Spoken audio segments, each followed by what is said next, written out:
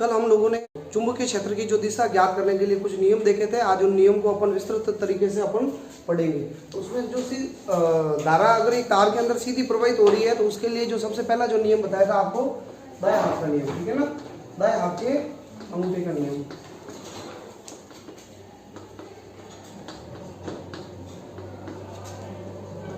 क्या कहता है ये नियम?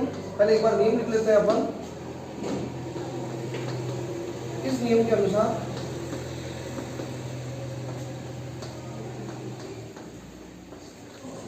किसी चालक तार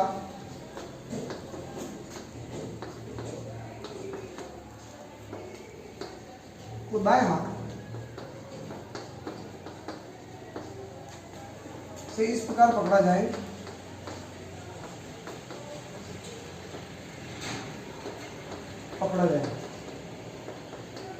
ठीक है भाई। एक तार होगा, उसको आपको अपने दाएं हाथ से पकड़ना है। हम टॉपिक कौन सा पढ़ रहे हैं? कल हमने चुंबकीय क्षेत्र के बारे में अध्ययन किया था। हमने ये देखा था कि एक तार में जब धारा प्रवाहित की जाती है तो उस तार के चारों ओर कौन सा क्षेत्र उत्पन्न होता है? चुंबकीय क्षेत्र। तो उस चुंबकीय क्षेत्र की दिशा क्या होगी? तो उस दिशा के लिए कुछ नियम दिए गए हैं। उसमें सबसे पहला जो है ये दाएं हाथ के अंगूठे का नियम है। ये दाएं हाथ के अंगूठे का नियम जब धारा सीधी सीधी प्रवाहित हो रही है तार में तब भी लगेगा, और अगर धारा वर्ताकार रूप से घूम रही है तब भी ये नियम, इसी नियम का हम उपयोग करेंगे। तो क्या कहता है ये? दाएं हाथ से इस प्रकार पकड़ा जाए कि अंगूठा धारा की दिशा प्रदर्शित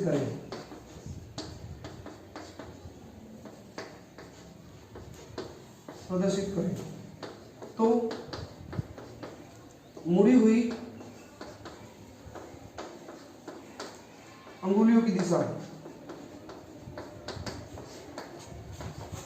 मुड़ी हुई अंगुलियां चुंबकीय क्षेत्र की दिशा को प्रदर्शित करेगी।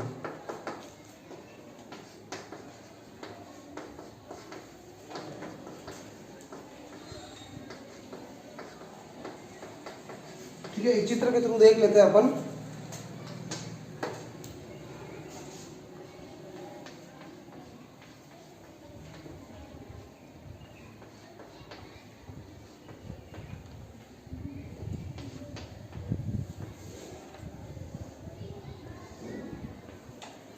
ठीक है भाई, राइट हैंड है आपका, दायां हाथ है, और इसमें तार को आपने पकड़ा है। पकड़ा मतलब कोई वास्तव में तार को जाके मत पकड़ लेना, कल्पना कर रहे हैं हमने किसी जिस तार के अंदर हमें धारा की दिशा निकालनी है, हम कल्पना कर रहे हैं कि उस तार को हमने क्या किया है, दाएं हाथ के अंदर पकड़ा है। अंगूठा इस प्रकार रखना है कि अंगूठा किसकी दिशा को प्रदर्शित करे? धारा की दिशा को। यानी ये जो अंगूठा है वो हमारे धारा की दिशा बता रहा है। तब आपकी देखो उंगलियां कैसे मुड़ रही है, देखो आप उंगलियों को देखो, आप ये ऐसे मुड़ करके इधर बाहर आ रही है ना, तो ये उंगलियां इधर से मुड़ करके ये ऐसे जा रही है इधर। तो चुंबकीय क्षेत्र भी इसके चारों ओर इस तरीके से घूमेगा। ठीक है, चुंबकीय क्षेत्र इस तरीके से वर्ताकार इसके चारों ओर घूमेगा। कल की क्लास में हमने देख भी लिया था। ऐसे कैसे तार में धारा अगर नीचे जाएगी तो हमारी उंगलियां जो है ऐसे मुड़ रही है, ये देखो मेरी उंगलियां ऐसे मुड़ रही है ना, तो चुंबकीय क्षेत्र की दिशा इस प्रकार से होगी। तो ये चित्र आप इसको बना दें। ये जो है मुड़ी हुई उंगलियां किसकी दिशा को बता रही है? बी को, चुंबकीय क्षेत्र को। चुंबकीय क्षेत्र का मात्रक क्या होता है? टेस्ला। देखो ये दाएं हाथ के अंगूठे का नियम हो गया। ये अभी अपन सीधी धारा के लिए पढ़ रहे हैं। किसके लिए?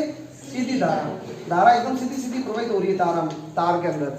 देखो इसकी जगह आप है ना एक मैक्सवेल का कॉर्क स्क्रू नियम भी पालन काम में ले सकते हो। मैक्सवेल का दक्षिण हस्त पेच का नियम, दक्षिण हस्त पेच का नियम, इसको कॉर्क स्क्रू रूल भी कहते हैं। ये नियम क्या कहता है? जैसे कोई तार है, देखो ये एक तार है, देखना भाई ये तार है, इस तार में धारा प्रवाहित हो रही है, और आप एक कल्पना करो कि स्क्रू पड़ा है, ये स्क्रू पड़ा है, दक्षिणावर्त पेच पड़ा है। ठीक है, अब इस पेच को ऐसे घुमाना, आपको पता है ना, जमीन अपन जैसे मान लो किसी दीवार के अंदर स्क्रू को कसते हैं तो स्क्रू को तो घुमाना पड़ेगा भाई, या तो ऐसे घुमाओगे या ऐसे घुमाओगे। तो आप जब स्क्रू को घुमाओगे तो वो सीधी सी बात है आगे की तरफ बढ़ेगा ना। तो एक दक्षिणावर्त स्क्रू लो, दक्षिणावर्त पेच लो, उस पेच को आप है ना इसको इस तरीके से घुमाओ कि वो धारा की दिशा में आगे बढ़े। तो धारा ऊपर जा रही थी, इसको मैं ऐसे घुमाऊंगा ना ऐसे, तब ये अपने आप ही क्या होगा, स्क्रू आगे की तरफ चलेगा। यानी स्क्रू को आगे ले जाने के लिए मुझे इसको इधर से इधर घुमाना पड़ेगा, ऐसे घुमाना पड़ेगा, समझ रहे हो? और जब ऐसे घुमाओगे तो इसका मतलब चुंबकीय क्षेत्र भी इसी तरीके से गोल गोल घूमेगा इसके चारों ओर, चुंबकीय बल रहेगा इसके चारों ओर, ऐसी होगी। हालांकि ये नियम और ये नियम दोनों एक ही बातें कह रहे हैं, इसलिए हम कौन से नियम का प्रयोग करेंगे? दाएं हाथ का नियम। तार को आपको हाथ में पकड़ना है, अंगूठा धारा की दिशा में रखना है और उंगलियों को देखना है अच्छे तरीके से कैसे घूम रही है। ये हमेशा ध्यान रखना, जैसे आप ये ऐसे बोर्ड है, बोर्ड, और आप खड़े हो और करंट ऊपर की तरफ जा रही है, धारा ऊपर जा रही है, तो एक तरफ से उंगलियां बाहर आएगी और दूसरी तरफ से वापस क्या होगी? अंदर जाएगी। आपको ये ध्यान रखना है कहाँ से उंगलियां बाहर आ रही है और कहाँ से अंदर जा रही है। हम बार बार यही करेंगे, इधर से चुंबकीय क्षेत्र बाहर की तरफ है, इधर से चुंबकीय क्षेत्र अंदर की तरफ है, धारा ऐसे जा रही है, तो इधर से मेरी उंगलियों को देखना है कैसे मुड़ रही है भाई, ऐसे मुड़ रही है ना, तो इधर से बाहर आके इधर से वापस क्या हो रही है? अंदर। तार में धारा ऐसे जा रही है तो ऊपर से तो मेरी उंगलियां बाहर आ रही है और वापस नीचे से कहाँ जा रही है? अंदर। धारा इधर जा रही है तो उंगलियां जो है ऊपर से तो अंदर जा रही है और नीचे से बाहर आ रही है, ठीक है ना। तो ये है। अब ये सीधी धारा के लिए ऐसे कैसे वर्ताकार धारा घूम रही है तो भी अपन दाएं हाथ के अंगूठे का नियम का प्रयोग करेंगे।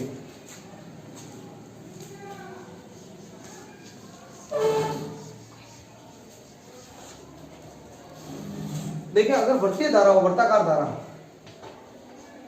तो उसके लिए दाएं हाथ के अंगूठे का नियम क्या है? अब ये नियम जो है उल्टा हो जाएगा। सीधी धारा के लिए अपन ने क्या किया था? अंगूठा धारा के अनुदिश था और उंगलियां जो है वो चुंबकीय क्षेत्र बता रही थी, पर अब ये उल्टा हो जाएगा, उंगलियां जो है वो धारा के अनुदिश हो जाएगी। तो वापस एक बार देख लेते हैं। दाएं हाथ, दाएं हाथ को इस प्रकार रखें, कुंडली के केंद्र पे रख के रखना है ना, मैं शॉर्ट में लिखा रहा हूं। दाएं हाथ को कुंडली के केंद्र पर इस प्रकार रखें कि मुड़ी हुई उंगलियां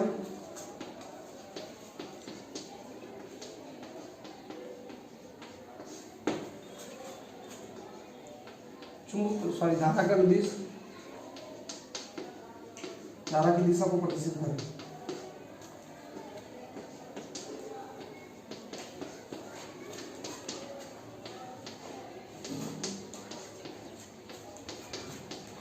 तो अंगूठा जो है वो किसकी दिशा को प्रदर्शित करेगा?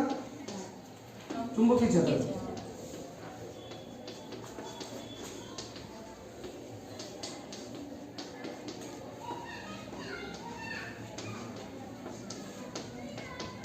इसको नोट करें, एक बार चित्र बनाते हैं अपन, ध्यान देकर। जैसे एक वर्ताकार कुंडली है, पहले तो आप देखो ये चित्र समझ लें। मैं वर्त के चित्र 4 तरीके से बनाऊंगा, ठीक है ना, 4 तरीके से बनाऊंगा। ये एक ऐसे बना हुआ है, ठीक है, एक मैं इस तरीके से वर्त बनाऊंगा और एक इस तरीके से बनाऊंगा। ये तरीके एक और मैं लिख लेता हूँ, ठीक है ना। इसमें देखो, आपको थोड़ा सा अच्छे तरीके से देखना है। यहाँ पर ये जो चित्र बनाया हुआ है, या 3 चित्र ले लेते हैं भाई, ये एक ही चित्र में बना दूंगा मैं। ये वर्त है, ये भी वर्त है और ये भी वर्त है। इसको आपको अंडाकार आकृति ओवल शेप नहीं मानना है। ये वर्त है, ये भी वर्त है, ये भी वर्त है, लेकिन ये वर्त आपको साफ दिख रहा है और ये दोनों वर्ताकार नहीं दिख रहे। इसका क्या कारण है? तो एक्चुअली देखो, ये जो किस तरीके से पड़े तीनों वर्त, ये बोर्ड है हमारे पास। बोर्ड तो एक द्विविमीय तल है। इस द्विविमीय तल में अगर मैं त्रिविमीय आकृति बनाना चाहता हूँ तो फिर मैं कैसे बनूंगा? तो मैं इसी तरीके से, ये दोनों त्रिविमीय है और ये द्विविमीय है, तो इसको कैसे है कॉपी के थ्रू में प्रदर्शित करते हैं। कॉपी देखिए, ये जो है ना, ये वाली कुंडली, ये कुंडली इस तरीके से पड़ी, इस तरीके से ऐसे, ठीक है। और ये वाली जो कुंडली है ये ऐसे नहीं पड़ी, ये ऐसे खड़ी, ऐसे बोर्ड के अंदर इसका तल जा रहा है, ठीक है, ऐसे। और ये वाली कुंडली किस तरीके से है? ये इस तरीके से पड़ी। अब अपन एक बार समझते हैं वापस। देखो, ये एक वर्त होता है ना, वर्त, एक वर्त जो होता है, वर्त का केंद्र होता है ना, और केंद्र से जो रेखा जाती है, केंद्र से जो रेखा जाती है उसको क्या कहते हैं? अक्ष कहते हैं। क्या कहते हैं? अक्ष। मान लो एक वर्त के अंदर कोई चक्कर लगा रहा है, कोई गोल गोल चक्कर लगा रहा है वर्त के अंदर, वर्त के अंदर देखिए भाई, जैसे ये एक लाइन जा रही है, इसको कहते हैं अक्ष। इसके चारों ओर वर्त में क्या कर रहा है? इतना चक्कर लगा रहा है। तो वर्त में चक्कर लगाएगा तो हर वर्त का केंद्र होगा और केंद्र से जाने वाली जो रेखा है उसके वर्त के लंबवत, तल के लंबवत, उसको कहते हैं अक्ष। क्या कहते हैं? अक्ष। देखो, अगर ये वाला जो चित्र है इसमें ये कुंडली ऐसे पड़ी है, तो मुझे बताओ इसका केंद्र तो होगा यहाँ पर बीच में। इसका केंद्र कहाँ होगा? बीच में। यहाँ पे इसका केंद्र, अक्ष कहाँ होगी? अक्ष जो है वो सामने की तरफ होगी, बाहर होगी ना, और इस अक्ष के चारों ओर ये वर्त है। समझ में आया? इस चित्र के अंदर क्या होता है कि मैं अक्ष दिखाना भी चाहूँ, लाइन खींचना भी चाहूँ तो खींच सकता हूँ क्या? नहीं खींच सकते। मान लो ये धारा प्रवाहित हो रही है, ये कौन सी दिशा है धारा भाई? ये वामावर्त दिशा है, वामावर्त घड़ी के विपरीत एंटी क्लॉकवाइज, और ये वाली कौन सी दिशा है, दक्षिणावर्त धारा। तो धारा की दिशा तो पता चल जाएगी, वामावर्त है दक्षिणावर्त है, लेकिन इसमें मैं अक्ष नहीं दिखा सकता। ये वाला चित्र ऐसे है, बताओ इसमें अक्ष कहाँ होगी, ये केंद्र है, देखो ये केंद्र है, मतलब ये वर्त ऐसे खड़ा है, ये ऐसे वर्त खड़ा है, यानी कण ऐसे चक्कर लगा रहा है, ऐसे ऐसे अगर धारा घूम रही है तो अक्ष किधर होगा, केंद्र हमेशा जो है वो अक्ष के चारों ओर होता है वर्ताकार पथ, तो अक्ष इधर ही तो होगी, इधर, और ये जो है ऐसे घूम रही धारा ऐसे, तो कुल मिला के अक्ष इधर की तरफ होगी, यानी इसमें अक्ष दिखा सकते हैं, ये इधर से ऐसे जा रही है, समझ रहे हो। इस चित्र में ये ऐसे पड़ा है, तो अक्ष किधर होगी, तो ये केंद्र होगा, और ये ऐसी जो होगी रेखा ये अक्ष होगी, ठीक है ना। अब देखो धारा वर्ताकार जब घूमेगी तो चुंबकीय क्षेत्र अक्ष के अनुदिश होगा, किसके अनुदिश होगा, अक्ष के अनुदिश होगा। चलो अगला चित्र बना लेता हूँ, अरे समझ रहे हो ना। अच्छा दूसरी एक चीज और देखो, इसमें तो आप बहुत आसानी से बता सकते हो, सर वामावर्त दिशा है दक्षिणावर्त दिशा, बता सकते हो ना आप, लेकिन इसमें है ना थोड़ा सा कंफ्यूजन होता है स्टूडेंट को कि धारा वामावर्त है कि दक्षिणावर्त है, कंफ्यूज हो जाते हैं। तो देखो मैं आपको बता देता हूँ, ये कुंडली ऐसे पड़ी है, समझ रहे हो, ऐसे। इस कुंडली को जब भी देखना है, देखो इस कुंडली को देखना है तो आपको सामने खड़ा होना पड़ेगा, ऐसे सामने, और इस कुंडली को देखना है तो आपको ऐसे टेढ़ा खड़ा होना पड़ेगा, यानी आपको ये मानना पड़ेगा ये कुंडली मेरे सामने है, समझ रहे हो, ये कुंडली मेरे सामने ऐसे पड़ी है, ऐसे सामने पड़ी है, और मेरी तरफ अक्ष आ रही है। ये वाला हिस्सा जो है ये पीछे वाला हिस्सा है, पीछे वाला दिख रहा है, ये पीछे वाला, ये जैसे ये कॉपी है, इस कॉपी का ये हिस्सा आगे वाला आपकी तरफ है, और ये वाला हिस्सा कहाँ है, पीछे की तरफ, पीछे वाला हिस्सा है। ये पीछे वाले हिस्से में देखो धारा कहाँ जा रही है, ऊपर जा रही है ना, ऊपर जाके मुड़ के फिर वापस कहाँ आ रही है, नीचे। तो आपके सामने जो कुंडली पड़ी होगी तो आप पहले इस पीछे वाले सिरे को देखोगे, इसमें धारा किधर जा रही है, बताओ ये किधर जा रही है, ऊपर जा रही, धारा ऊपर जा रही है, फिर कहाँ घूमेगी धारा, इधर, और फिर ऐसे।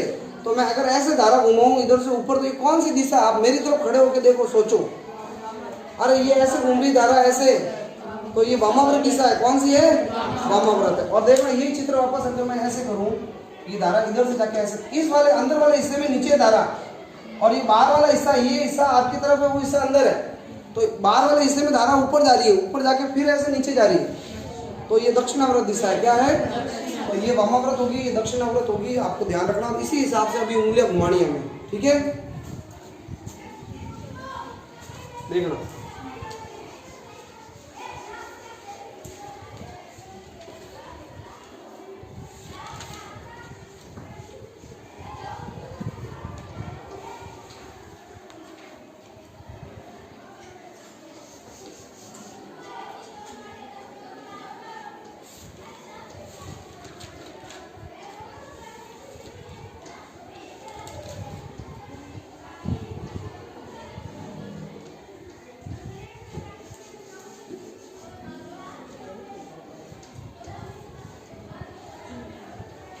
देखो भाई मैंने हाथ ऐसे बढ़ा दिया उनका, ठीक है, और एक बड़ी सी कुंडली बना देता हूँ,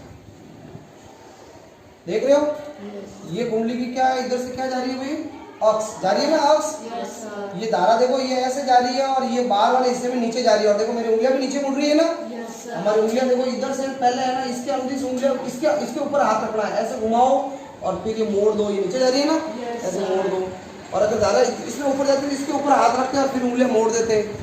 तो अभी ये धारा यहाँ ऊपर जा रही है, तो उंगलियों को ऊपर रख के मैंने ऐसे मोड़ दिया, मेरा अंगूठा कहाँ आ रहा है, इधर आ रहा है, एक हिस्सा हमारा आ रहा है ना, तो धारा जो है आई धारा तो ऐसे गोल गोल घूम रही है, और मेरा अंगूठा ऐसे आ रहा है, मतलब इधर से चुंबकीय क्षेत्र जो है बाहर निकलेगा, क्या होगा, बाहर। इधर से चुंबकीय बल रेखा जो है वो बाहर की तरफ निकलेगी, यानी इधर से चुंबकीय क्षेत्र, चुंबकीय बल रेखा जो होगी ये ऐसे बाहर निकल रही है, उधर से वापस पीछे से प्रवेश करेगी।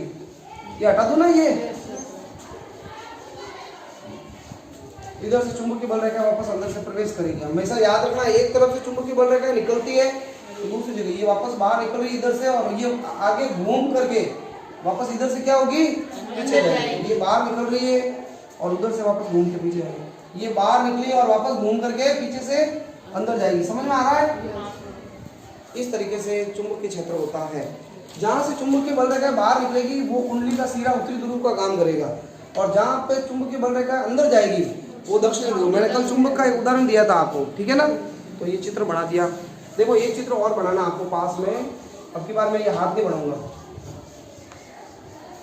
ये एग्जाम में सवाल आया हुआ है, ऐसे लूप बना हुआ होगा और कहा जाएगा इसके लिए चुंबकीय बल रेखा बनाओ। जैसे ये सवाल आया हुआ है, ये ऐसे एक बड़ा था लूप, और इसमें धारा की दिशा भी दी हुई थी और कहा इसके लिए चुंबकीय बल रेखा बनाओ। तो कैसे बनाओगे बताओ भाई। ये हिस्सा बाहर है, ये पीछे वाला हिस्सा है। पीछे वाले हिस्से पे आपको हाथ रखना है, उंगलियां, धारा किधर जा रही है, इसकी अक्ष कहाँ होगी बताओ। ये ऐसे पड़ी है तो इसकी अक्ष ऊपर हो गया है ना, तो या तो चुंबकीय क्षेत्र ऊपर होगा या नीचे होगा। चलो, तो ये पीछे वाला हिस्सा है, ये बाहर वाला हिस्सा है। हमेशा हमें पीछे वाले हिस्से पे अपना हाथ रखना है, उंगलियां, धारा किधर जा रही है, इधर जा रही है ना। आप उंगलियां उधर रख के मोड़ दो, और मोड़ा ना तो अंगूठा कहाँ जा रहा है, तो चुंबकीय क्षेत्र इधर तो बाहर निकलेगा और उधर से वापस क्या होगा अंदर, और ये ऐसे गोल गोल घूमती आगे जाके चुंबकीय बल रेखा ध्यान रखना। अरे समझ रहे हो ना।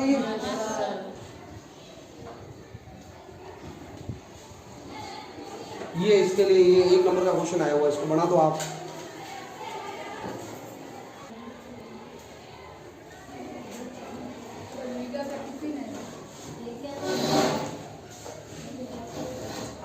तो आप समझ गए, धारा इस तरीके से प्रवाहित होगी तो चुंबकीय क्षेत्र ऐसे। अगर धारा उल्टी होती तो अंगूठा नीचे हो जाता, यानी इधर से अंदर जाएगा और उधर से चुंबकीय क्षेत्र बाहर निकलेगा।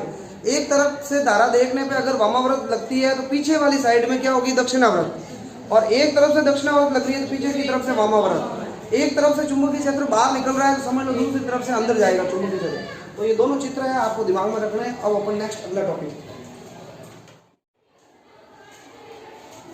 अब देखिए, जो चुंबकीय सुई है, ये तो हो गए अपने धारा के, धारा अगर प्रवाहित हो रही है और चुंबकीय क्षेत्र निकालना है तो अपन आराम से निकाल सकते हैं, किधर दिशा होगी। एक नियम और है, वैसे 2 नियम है पर मैं एक नियम लिखा रहा हूँ आपको। अगर एक तार में धारा प्रवाहित हो रही है और उसके पास कंपास पड़ा है, कंपास चुंबकीय सुई जानते हो ना, उसमें एक उत्तरी ध्रुव होता है और एक दक्षिणी ध्रुव होता है।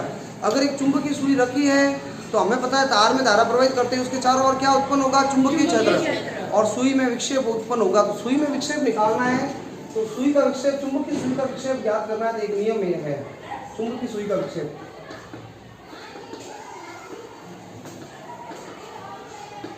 इसको कहते हैं स्नो नियम। ये थोड़ा शॉर्ट में लिखेंगे अपन। एस मतलब साउथ और एन मतलब है नॉर्थ। तो यदि धारा की दिशा दक्षिण से उत्तर की ओर हो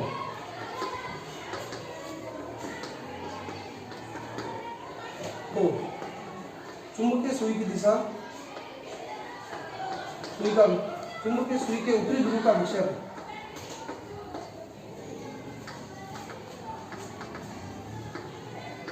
उत्तरी ध्रुव का विक्षेप जो है, W मतलब होता है वेस्ट, वेस्ट का मतलब होता है पश्चिम, ईस्ट वेस्ट, ईस्ट का मतलब पूरब और वेस्ट मतलब पश्चिम, का विक्षेप पश्चिम की ओर होगा। किधर होगा,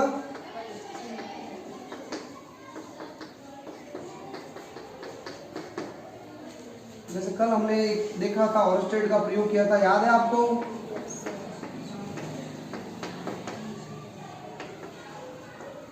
ये तार था और इसके नीचे चुंबकीय सुई रखी हुई थी। ये इसका उत्तरी ध्रुव था और ये दक्षिणी ध्रुव। ठीक है ना।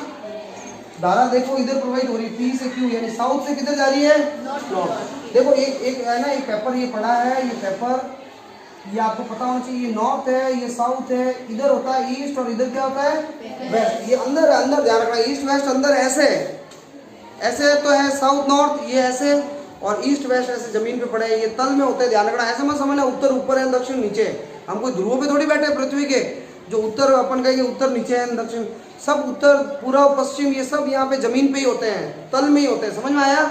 सूरज, जैसे सूर्य इधर से उधर उदय हो रहा है, ये पूर्व है, ये पश्चिम है, ये इधर उत्तर है और इधर क्या है, दक्षिण है। ये सारी दिशाएं तल के अंदर होती है। तो ये देखो, अगर दिशा, धारा की दिशा साउथ से नॉर्थ है, दक्षिण से उत्तर की तरफ है, तो चुंबकीय सुई का उत्तरी ध्रुव किधर मुड़ेगा, वेस्ट की तरफ, पश्चिम की तरफ, और पश्चिम का अंदर है ना, तो ये सुई का उत्तरी ध्रुव तो जाएगा अंदर और ये दक्षिण ध्रुव कहाँ आएगा, बाहर आएगा। ये ऐसे विक्षेप होगा। लेकिन देखो, मैं आपको एक शॉर्ट दूसरा तरीका बता देता हूँ, आपको जो जरूरी नहीं, आप ये नियम याद रखो। ऊपर तार पड़ा है, तार में धारा प्रवाहित हो रही है भाई, और तार के नीचे क्या पड़ी है, सुई पड़ी है। मुझे पता इस तार में धारा प्रवाहित हो रही है, तो इसको हाथ से पकड़ो आप, अंगूठा धारा के अनुदिश रख दिया मैंने, तो इस तार में, इस तार PQ को हाथ से पकड़ना, ध्यान रखना। तो धारा ऐसे प्रवाहित हो रही है, तो मैं अपनी उंगलियों को ऐसे घुमा रहा हूँ, उंगलियां ऐसे घूम रही है, तो मेरी उंगलियां ऊपर से तो क्या हो रही है, बाहर आ रही है ना, चुंबकीय क्षेत्र बाहर आ रहा है। और नीचे मेरा देखो उंगलियां कहाँ जा रही है, अंदर जा रही है, अंदर। और नीचे अंदर जा रही है उंगलियां, इसका मतलब चुंबकीय क्षेत्र अंदर है। हमेशा याद रखना है कि चुंबकीय सुई का उत्तरी ध्रुव चुंबकीय क्षेत्र की दिशा में मुड़ता है। चुंबकीय क्षेत्र किधर है, नीचे है, सुई नीचे पड़ी है, चुंबकीय क्षेत्र नीचे है, तो उत्तरी ध्रुव भी कहाँ जाएगा, नीचे मतलब अंदर जाएगा, अंदर अंदर की तरफ है चुंबकीय क्षेत्र, तो उत्तरी ध्रुव अंदर मुड़ेगा। और दक्षिणी ध्रुव क्या होगा, इसी सुई को उठा के ऊपर रख दूं मैं, तो ऊपर मेरी उंगलियां कहाँ आ रही है, ऊपर ऊपर देखो, अरे तार में धारा ऐसे जा रही है, आप अपने हाथ को ऐसे उंगलियों को ऐसे घुमाओ, तो ऊपर तो मेरी उंगलियां बाहर आ रही है, बाहर आ रही है ना, तो इसलिए सुई को ऊपर रख देंगे तो उत्तरी ध्रुव तो आएगा बाहर और दक्षिण ध्रुव कहाँ जाएगा, अंदर जाएगा। ये आप सारे लिख लें एक बार। और इसके बाद जो अगला टॉपिक रहेगा वो बायो सावर्त का नियम रहेगा। देखिए अब हम इस चैप्टर को 4 छोटे छोटे चैप्टर के अंदर डिवाइड कर देते हैं, 4 भागों के अंदर विभाजित कर देते हैं इस चैप्टर को, ठीक है ना, ताकि अपन को क्या रहेगा, ये चैप्टर वैसे थोड़ा बड़ा चैप्टर है, लेकिन अपन इसको 4 छोटे छोटे टुकड़ों में तोड़ देंगे तो हमें इसको समझने में भी आसानी रहेगी और ईजी लगेगा ये चैप्टर। तो इसका जो सबसे पहला जो भाग होगा, जो सबसे पहला भाग पढ़ेंगे वो होगा बायो सावर्त का नियम। बायो सावर्त, ये 2 अलग अलग वैज्ञानिक थे, बायो सावर्त का नियम। फिर जो दूसरा भाग होगा, भाग नंबर 2, ये सारे हेडिंग लगा देना आप एक बार। दूसरा होगा एम्पियर का परिपथीय नियम। मतलब पूरा जब पहला भाग पढ़ेंगे तो उसमें पूरा बायो सावर्त का नियम ही चलेगा और उसके अनुप्रयोग चलेंगे। सेकंड जो भाग है एम्पियर का परिपथीय नियम, एम्पियर का परिपथीय।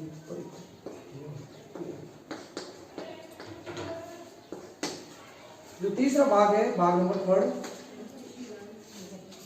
वो होगा गतिशील आवेश। ये लिखा है क्या आपको शायद एक बार, गतिशील आवेश पर बल, पर वास्तव में अब भाग डिवाइड हो रहे हैं, ठीक है। गतिशील आवेश है, चुंबकीय क्षेत्र में गति करेगा, उस पर बल लगेगा, इसको अपन कहेंगे लॉरेंज बल।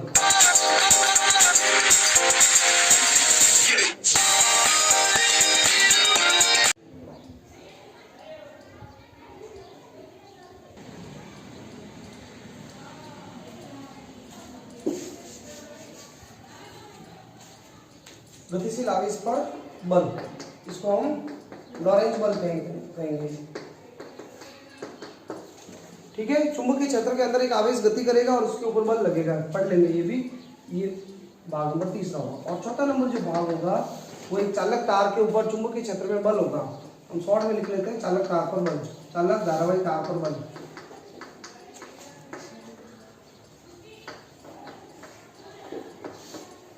ठीक है भाई, तो ये 4 छोटे छोटे टुकड़े हैं, इन चारों भागों का अपन अध्ययन करेंगे। सबसे पहला जो भाग होगा वो बायो सावर्त का नियम होगा। इसको मैं एक बार बोर्ड को रफ कर लेता हूँ।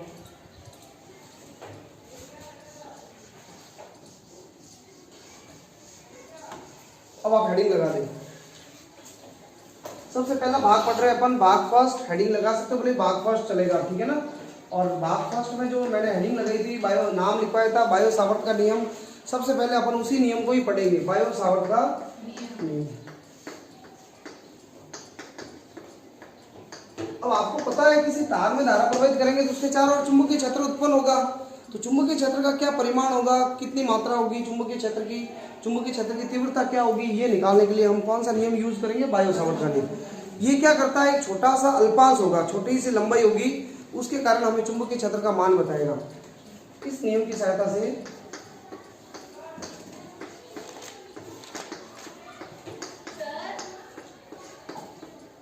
किसी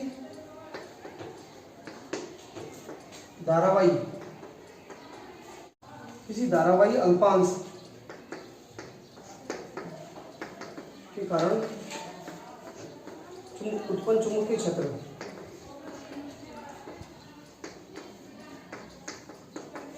की तीव्रता ज्ञात की जाती है, तीव्रता ज्ञात की जाती है। ठीक है भाई, तो अब अपन इसका स्टेटमेंट पढ़ लेते हैं। देखो इधर ध्यान दो, पहले एक बार मैं लिख लेता हूं। इस नियम के अनुसार, आपको एग्जाम में यहीं से लिखना है ना, यहीं से लिखना है, तो मैंने थोड़ा बताया कि कब ये नियम उपयोग में आएगा। इस नियम के अनुसार किसी धारा अल्पांश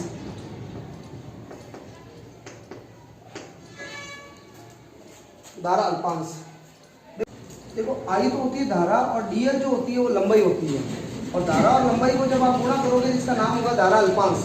ये तो खाली धारा है और ये डीएल को कहोगे लंबाई अल्पांश, लेकिन जब इन दोनों का गुणा होगा तो इसका क्या नाम होगा, धारा अल्पांश।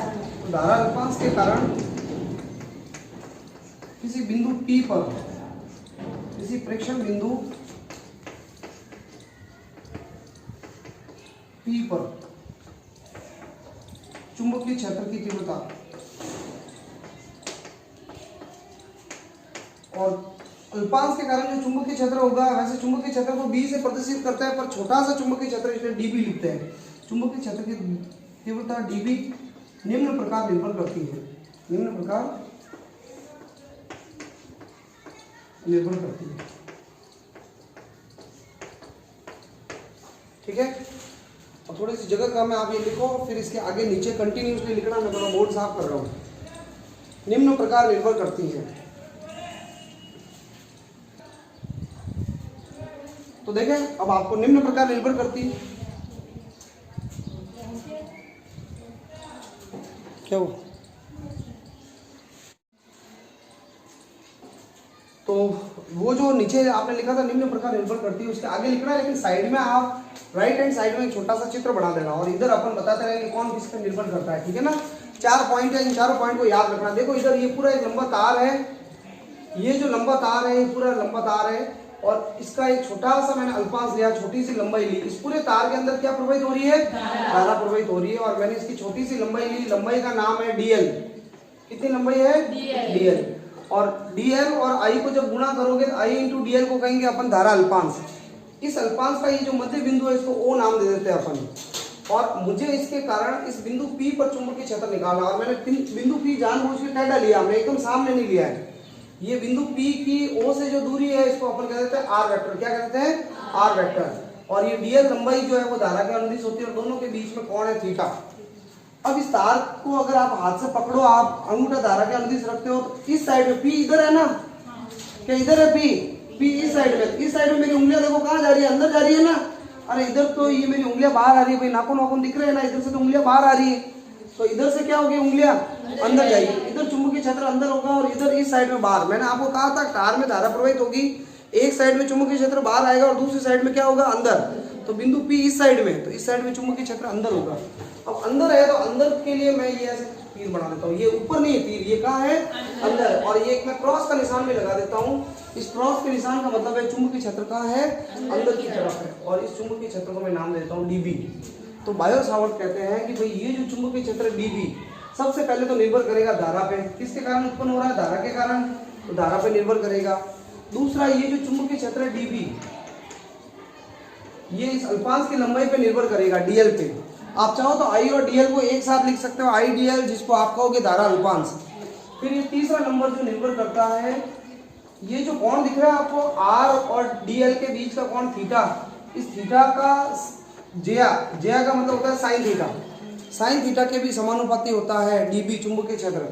और लास्ट फाइनल चौथा नंबर जो है डीबी, उस प्रेक्षण बिंदु P की जो दूरी है उसके वर्ग के क्या होता है, व्युत्क्रमानुपाती आर स्क्वायर। अतः इन सबको एक साथ सम्मिलित रूप से लिख लो आप। तो डीबी किस पे निर्भर कर रहा है, आई पे, डीएल पे और साइन थीटा के समानुपाती, और व्युत्क्रमानुपाती किसके, आर स्क्वायर के। जैसे ही समानुपाती चिन्ह हटाओगे तो एक कांस्टेंट आएगा के होता है म्यू नॉट अपॉन 4 पाई। कितना होता है, म्यू नॉट अपॉन 4 पाई आई डीएल और साइन थीटा और अपॉन आर स्क्वायर। बस आपको ये सूत्र याद रखना है, जो कि बहुत इंपॉर्टेंट सूत्र है। ठीक है, यहाँ पर मैंने के जो है नियतांक है भाई, जिसको मैंने म्यू नॉट अपॉन 4 पाई निकाला, इसका मान होता है 10 की घात -7। यहाँ से मात्रक निकालो, के का मात्रक देखो, यहाँ मैं रफ में साइड में मात्रक निकाल रहा हूँ, वापस हटा दूंगा। डीबी चुंबकीय क्षेत्र का मात्रक होता है टेस्ला, क्या होता है, के का मात्रक मुझे नहीं पता, आई का मात्रक होता है एम्पियर, डीएल लंबाई का मात्रक होता है मीटर, साइन थीटा का कोई मात्रक नहीं होता, बटा में आ रहा है आर स्क्वायर, आर का होता है मीटर स्क्वायर, मीटर से मीटर कट गया, ये मीटर चला जाएगा टेस्ला के पास, और ये बटा में आ जाएगा ए, तो उधर अकेला कौन रह गया, के। तो के का मात्रक आया है tesla into metre upon ampere, ये आपको मात्रक याद रखना है के का। ठीक है, और ये जो म्यू नॉट आया, म्यू नॉट, इस 4 पाई को इधर भेज दो, ये म्यू नॉट का मान हो गया 4 pi into 10⁻⁷ tesla into metre upon ampere. इस म्यू नॉट को कहते हैं निर्वात की पारगम्यता। क्या कहते हैं? निर्वात की पारगम्यता।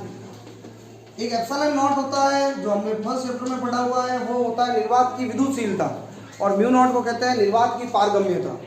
तो आपको ये बायो सावर्ट के नियम का सूत्र याद रखना है, dB equal to mu naught upon 4 pi I dl sine theta upon r square. सारी चीजें पता होनी चाहिए। आई क्या है? धारा। dl लंबाई है उस अल्पांश की। थीटा जो है r और dl के बीच का कोण है, ये बार बार जरूरत पड़ेगी। और r जो है इस बिंदु P, प्रेक्षण बिंदु P की दूरी है। ये बायो सावर्ट का नियम हो गया, इसको लिख के फटाफट।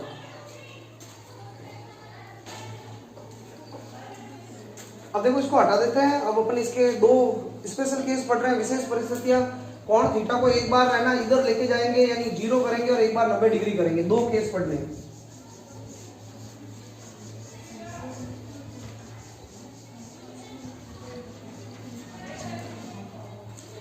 हेडिंग डाल दें आप, विशेष परिस्थितियां।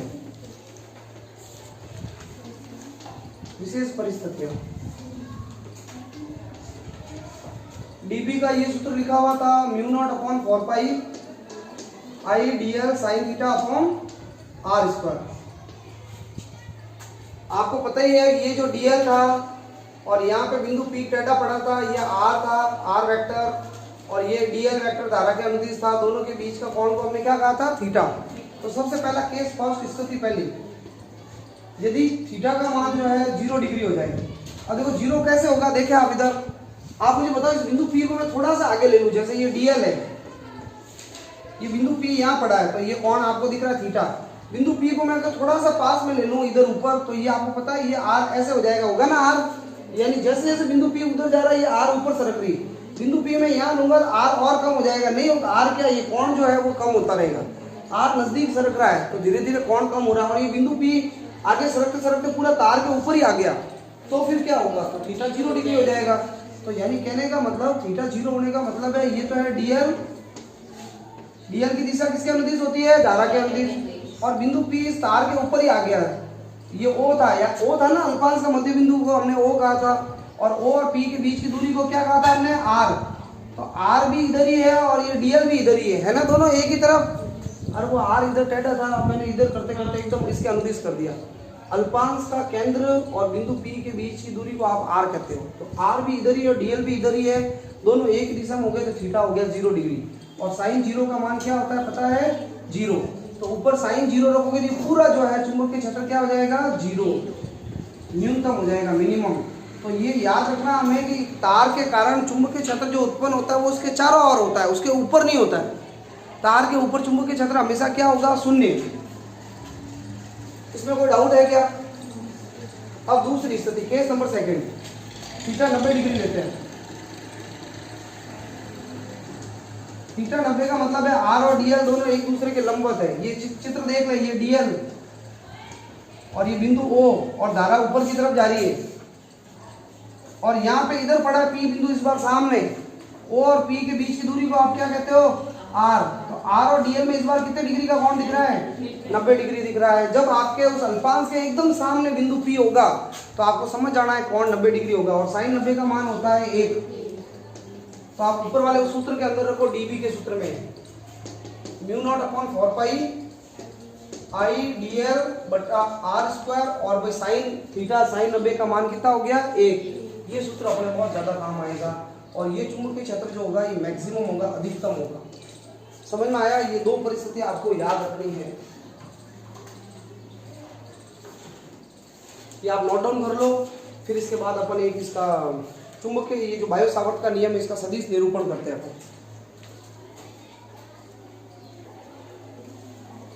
तो आपको ये थीटा के बारे में पता होना चाहिए, r और dl के बीच का जो कोण है वो थीटा रहेगा, है ना। बाकी तो r तो आपको पता ही है, प्रेक्षण बिंदु की अल्पांश से दूरी होती है, I जो है वो धारा होती है, ये इनके बारे में आपको पता होना चाहिए। अब देखो बायो सावर्ट के नियम का सदिश निरूपण। बायो सावर्ट को अपन BSL कहेंगे शॉर्ट में।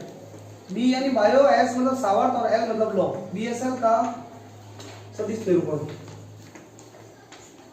आप एग्जाम में BSL मत लिखना, आप पूरा नाम लिखना। अब हम इसको शॉर्ट में BSL कहेंगे, सदिश निरूपण कर रहे हैं। तो मुझे बताओ dB का क्या सूत्र था भाई? Mu naught upon 4 pi I D L sine theta upon r square.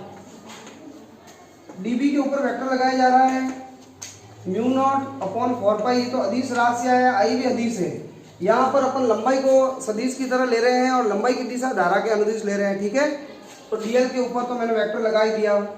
Sine theta को हटाते हैं तो क्रॉस लगता है ना क्रॉस, लेकिन क्रॉस लगाने के लिए दूसरा वेक्टर तो होना चाहिए, यहाँ कहीं दूसरा वेक्टर ही नहीं है, तो आप एक इकाई सदिश लगा दो आर कैप है इकाई सदिश, और बट्टा में क्या पड़ा है, ये बट्टा में क्या था आर स्क्वायर। ये सदिश निरूपण हो गया। आपको पता ही होगा 11th में पढ़ा है आर कैप सदिश, इकाई सदिश होता है सदिश और बट्टा सदिश का परिमाण। तो आर कैप की जगह आप चाहो तो ये भी लिख सकते हो,